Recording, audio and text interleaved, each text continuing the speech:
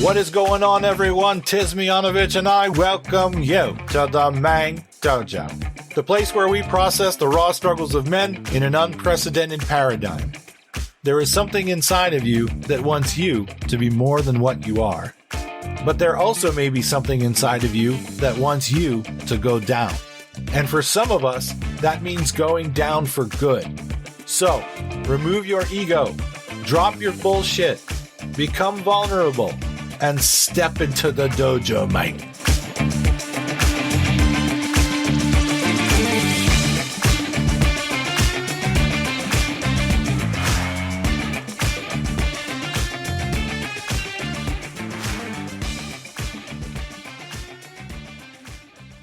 So I want to get to the meat and potatoes question, which we can bounce off of here, which is such a ridiculous question that I'm even asking you.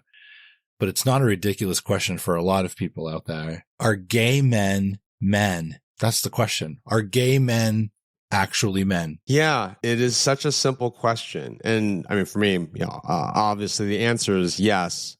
And there are so many gay men who are arguably way more male than like straight men. Sure. Right? And, sure.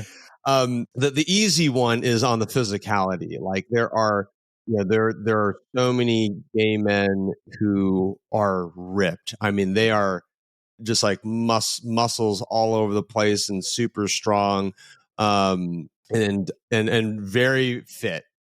And that's sort of part of the for one part of gay culture, primarily in major cities, there's sort of like like a lot of gay men just want to look fit and get ripped.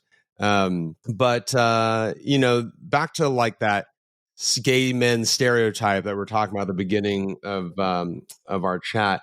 There are some gay guys who are more effeminate, but I don't necessarily think that they're like not men because they have some effeminate qualities.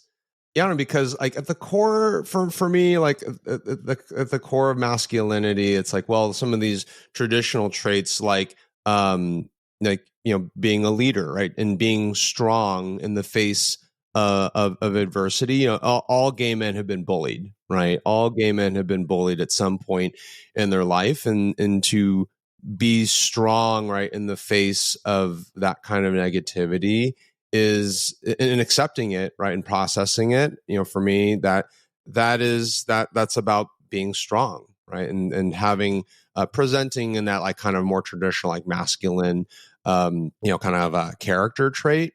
But yeah, there's as we see more and more acceptance of gay men, in America, there's things are just getting more normalized, which is great, right? That we're just sort of being seen as regular people, which ultimately, like, that's the goal. For me, that's the goal of equality, right? Equality is about people just like kind of just don't care about some of these traits, right? Whether you're Asian, whether you're gay, whether you are masculine, whether you're feminine, and it's like, look, like, are you a good person?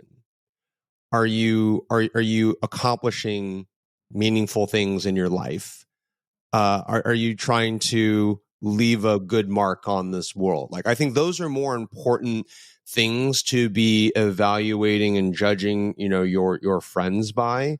And so, with the gay community and gay men, like here in the Castro, like I live in the Castro district in San Francisco, and the Castro is the gay community, and arguably, the gay mecca of the world. It was one of the very first global cities to just be like fully out and embracing, of the LGBT community. And there is this level of comfort here that, as the years go by, I see lots of gay men just like, things are just like, there's less of a struggle, right? And less of a fight, right? Because we've earned, right, same-sex marriage, right, got legalized 10 years ago in 2015. We have more straight people moving into the gay-borhood, as we call it, right? And so the fact that there are more straight people who are moving into the Castro is very telling, right? And we're actually having this local conversation about like, oh, is the gay community almost like the extreme version of this is, are we being erased? I think that's like overly dramatic. Erasing, our history. It's like, no, like it's just straight people trying to find a good place to live, right? That has, good, whatever, right? Good businesses and good people. And straight people are like more and more comfortable, right? Being around gay men, so it's, yeah, it's been nice and refreshing to see that, like, that normalization. Again, it's like it's all about equality, right? Where we're not seen as better or less than anybody. We're just seen as people. During the Noveski shoot week or weekend thing that you went on when you were with all these spec ops guys, did a lot of them know that you were gay? And did they just treat you like a dude? Was there anything there?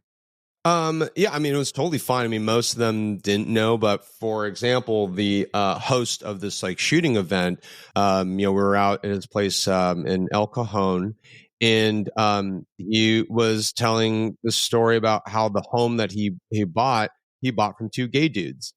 And then I mentioned, oh yeah, like my husband and I, like we also bought a similar kind of property, like, large parcel, I have my own private shooting range on it. And he didn't flinch, right? He didn't care that I was gay. And he was then telling me about how these two gay dudes that he bought the house from, and they were retiring. So they were selling their place and they moved to Italy.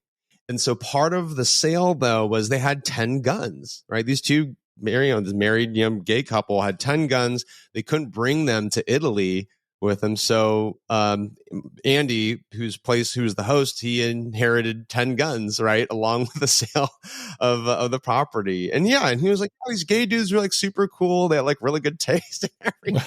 So it was totally like not an issue, right? That at least amongst this group I was with. Well, and I think more and more as we go. So I bring that up and I ask the question because there is a lot of narrow definitions of masculinity out there. And when we have some institutions in this country that sort of uphold in one way or another, those kinds of narrow definitions of masculinity or what it means to be a man. And of course we could go directly to the military, law enforcement. Those are the kinds of places that historically, men were this. And if you weren't this, you're not really a man. And that could be sexual orientation. It could be your behaviors. It could be the way that you think. But the military is one of those classic examples of a narrow definition of maleness. And that's why I'm asking for, I ask you from a very contemporary example because you were just there. You were just with some dudes that it's their job to be ass kicking very special soldiers. And there was no problem. Yeah, which I think, goes to show, I don't know whether to call it progress or whether it's just always been that way, right? Maybe it has always just been that way where, there is this negative stereotype about military and law enforcement folks being bigoted and anti-gay. But, it's sort of like, well, to what extent, like, has that really existed? I don't know. I mean, I can only just speak from my own personal experience that, I'm in the firearms industry. I'm around, operators and law enforcement and just like a lot of like hyper masculine dudes, like pretty frequently. And in general, like them finding out or knowing I'm gay is like not generally a problem. And I'm thankful to say that it's, and that's where I think we often let like negative stereotypes kind of like grab hold of us a little too strongly sometimes, which then leads to fear, which then leads to people's worlds becoming very, very small, right? I have a lot of gay friends here in San Francisco who often ask me, like, yeah, Chris, like when you go to the NRA show, when you go to SHOT Show and all these shooting events, like, yeah, are you uncomfortable like being around like these type of people in air Sure. quotes, meaning like code for like these bigoted anti-gay people? I'm like, I'm not worried about that at all. Like I've been in the industry now for 13 some years, and have, interfaced with tens of thousands of, of people, through all of these shows and celebrity, book signing events and photo shoots and all that kind of stuff that I've done. And I'm not worried about it. And now, okay, of course, there are anti-gay bigots that exist. I mean, they exist everywhere, sure, right?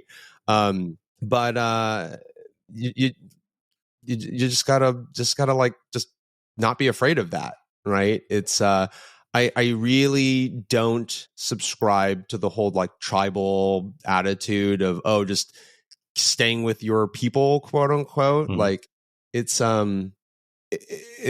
really boring to me, actually, to just like surround yourself by people who like look like you and think like you and talk like you all the time. I mean, and I don't know. I think life is about experience, right? And so if you have that attitude and that approach, you kind of just like can't be afraid to throw yourself into unfamiliar situations, right? And yeah, I mean, I always just like to tell my friends, like, look, like, I love San Francisco, I love the Bay Area, but this is a bubble. Like in anywhere you live, right? Wherever you live, you are in a bubble, right? Mm. Of some sort. And I think it's, for me personally, it's fun and it's helpful to burst, out of whatever bubble I'm in from time to time, and kind of. I'm an LGBT, an Asian American, and a Second Amendment ambassador. And in this context of masculinity, it's all to say, look, like, okay, obviously, like, gun guys are stereotypically like masculine, quote unquote. But, like I was saying about Asian Americans and like, gay men were often not seen as masculine. Right. But for me, it's like, well, I don't know. You put all this like this triad together of like, guns, gay, Asian. And I mean, at the end of the day, like, it's just me being me, but the masculine side of like my gun stuff, right? It is confusing or surprising for some gay friends, for some gun friends to learn that I am gay, right? Because they first knew me as a gun guy, thinking I'm just like, oh, like this like masculine gun guy. When they learn that I'm gay, they're like, wait a minute, I thought he was masculine, but maybe he's not. But he is. So, now it's like, and now they know a masculine, gay gun guy. And that's, yeah, I mean, for me, like, that's like, I put that in the bucket of grassroots advocacy, sure. Right? It's like, I'm just like, sometimes you impact multiple people at a time. Sometimes it's just one-on-one, right? It's just like literally you have a positive impact on one person's life and you maybe change their perspective in some small way. But like that's the work, right? That's sometimes for an advocate, the grassroots part, one person at a time. It's I find it very satisfying. And again, like I'm not afraid to put myself out there, to have those conversations. And again, most people like are pretty understanding and open to talking about it. It's amazing the difference between what you generate as the world in your own head, right? Especially if you have a bubble going on, and we all do. And then what the actual world is. And I don't know how it is that a person can believe that we'll have an optimal world if you're not constantly taking your little version of how you think things are and smashing it into how things actually are. I don't know how there is a pathway, and this is the reality of the psychology of the ideologue, the idealist, is they can stay in this nice righteous position because they're generating what they believe the world should be in their head without challenging it, really. And so they can stay in a really pure, angelic, I'm the best, you're the worst. I know what's best. You don't. My group is more holy or pure. Your group is not. Yeah, anybody can do that. We know there's just so many examples of humans who, with that mindset, that's where they end up, because they don't take their mindset and smash it into actually how things are. Again, this is why I think the internet can be one of the worst possible things. Bringing it back to masculinity and maleness, traditionally, I'm not saying that females aren't this way. also in their way, or non-binary people aren't this way in their way, but historically males are the ones that go out and smash their faces into the dirt, are the ones that go out and go, well, fuck that. I'm just going to go out and find out how it really is. And this again is why I think we're suffering. Men are suffering because we're spending too much fucking time in the digital world and not enough time smashing face in the dirt. Definitely not. So we're running up here towards the end. I wanted to see if you had any last thoughts on anything. Like, I feel like I could do an entire other episode with you, and maybe we should, like, later in the year, because there are like 10 things you brought up that I was like, oh fuck, I could talk about that for half an hour. Maybe we should do that.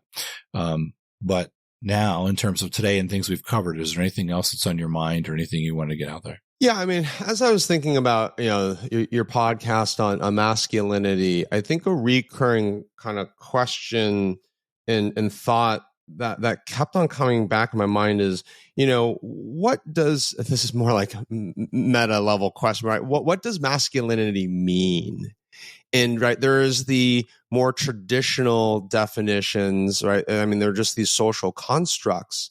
But I guess, like, more to the question is, like, what makes masculinity like truly unique, right? And what I mean by that is, there are these masculine qualities like being strong, right? Being independent and assertive and being a leader.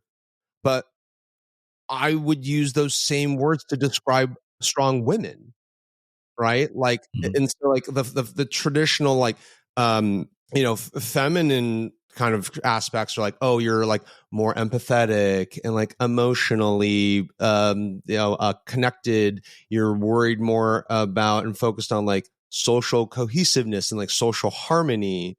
But like, why is that the domain? Why is that the exclusive domain of women? Right? Like these are, it's interesting. Right? This whole masculine feminine divide is like all of these good. I mean, many of these are good qualities. So why aren't they, interchangeable between, right, men and women? And so I think this is all to say that I think it's important for all of us to have an awareness of masculinity and, of course, femininity, right? Because, like, I don't think we can really fully define masculinity without looking at its analog, right? That the opposite, quote unquote. And ultimately, this is like, well, what do I want my life to be like, right? Like, what does this whole conversation mean for me? And I think for too many people, if you're a man, right, you look at femininity and all the qualities of feminism as bad, right? There's a lot of dudes, right, who look at things like, oh, being connected with my emotions and to like nurture my friends and nurture my family. But here, let me give one example where I think men are actually very good at nurturing. This is often comes in the form of barbecuing and grilling at a party. It's like, I'm that dude, right? Like, hey, I love grilling, but that's like a nurturing, right? That is one version of nurturing, right? It is providing, right? Which is the more masculine version of providing, but like, or of nurturing. But, I just think that the masculine feminine, divide, quote unquote, I mean, it is a social construct, right? And I think my view on all of this is I want to take just like the best traits of each, right? Masculinity and femininity, and just live those, right? Like adopt those traits to the extent that is helpful for me to be happy, to be productive, to be useful. And also ultimately like to connect with people, right? So when I am meeting somebody for the first time, and like I'm the kind of person like I'm trying to find something to connect us, right? And sometimes I am looking for some of these like masculine or feminine cues, and I'll often mirror, right, some of that. So if you come at me with I don't know, bro energy, like I mean, I'm not necessarily going to bro back at you, but like but maybe I will say, well, maybe I will say something that's a little bit more on like kind of from the masculine side of things.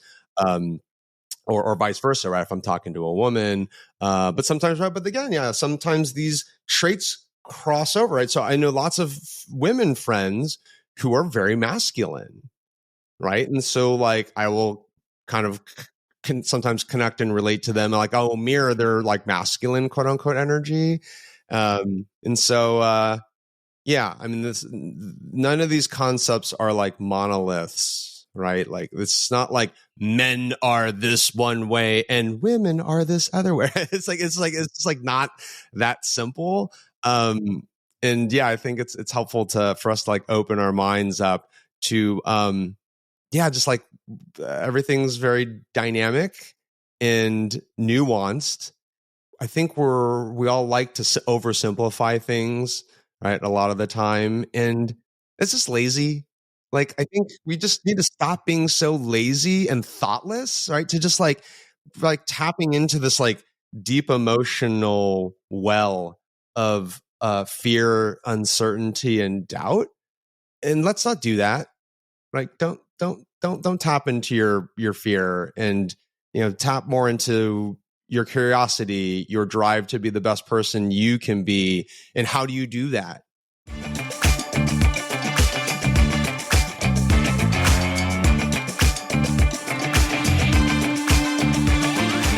What is going on, everyone? Tis Miyanovich, and I welcome you to the Mang Dojo, the place where we process the raw struggles of men in an unprecedented paradigm. There is something inside of you that wants you to be more than what you are. But there also may be something inside of you that wants you to go down. And for some of us, that means going down for good. So, remove your ego, drop your bullshit, become vulnerable, and step into the dojo, mate.